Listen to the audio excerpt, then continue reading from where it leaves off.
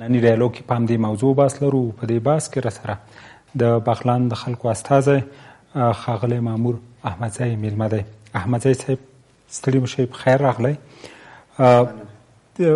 که وضعیت وپوښتو اوس دستي څنګه دی د پلخمري او ټول بغلان کې؟ ځکه کورنیو چارو وزارت وایي د دوی ځانګړو ځواکونو بېګا عملیات کړي.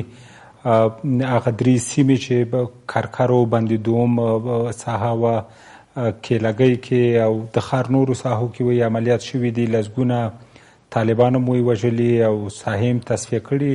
اما بیرته بیا د بغلان د ولایتي شورا رئیس صفدر محسني وویل چې له دغو عملیاتو وروسته طالبانو له سره خپلې جګړې ته شدت ورکړی او ښار وایي لا کلابند دی، صحیح دی، وایي طالبان ویستل شوي د ښار له منځه، اما په څنډو کې د ښار اوس هم جګړې دوام لري. بسم الله الرحمن الرحیم. تر څه نه مخکې تاسو ته لیدونکو او اورېدونکو ته سلامونه او نیکې هیلې وړاندې کومه.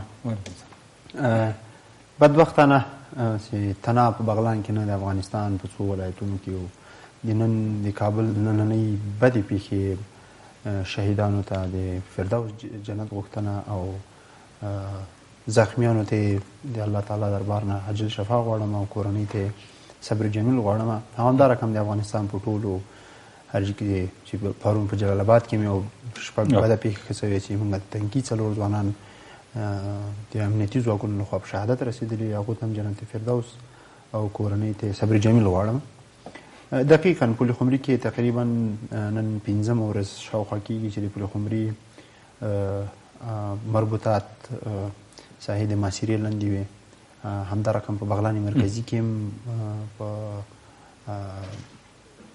حسن تال ساحه کې طالبانو په بعضې پوستو باندې حملې کړې وې.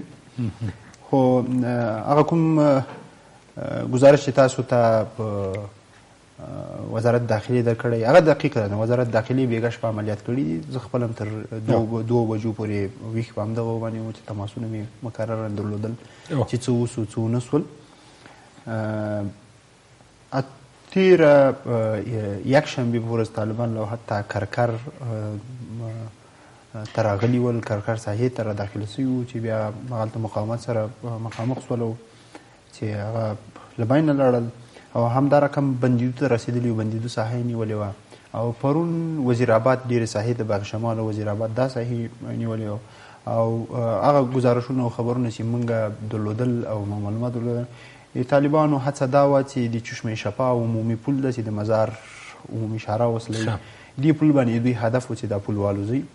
خو خوشبختانه چې په هغه باندې ونه توانېدل او پرون موږ وزارت داخلي ته، وزارت دفاع ته ټولو ته ورغلي یو، شورای امنیت ته د خپل غږ رسولی امنیتي موږ په نهایت د وکیل موږ خو اجرایوي صلاحیت نه لرو، صرف زموږ دنده دا ده چې د ولسونو غږ تر هغه مربوطه مرجعو پورې ورسو.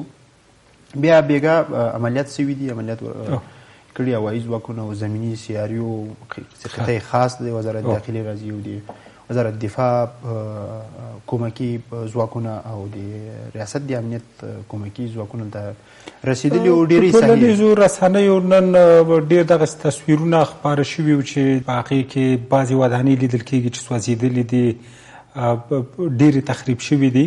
دغسې راپورونه مو چې بېګا ګوندې هوایي عملیات هم شوي دي، بمبارۍ شوي دي، حتی د ملکي تلفاتو اوازې نشرې دي. تاسو هم داسې څه اورېدلي هلته درته خپلو موکلینو څه ویلي دي د هغه ځای؟ په هغه عامیانه اصطلاح کې درته وایم جنګ کې ویالوا نه تقسیمېږي، طبیعي ده چې جنګ کې به ستونزې.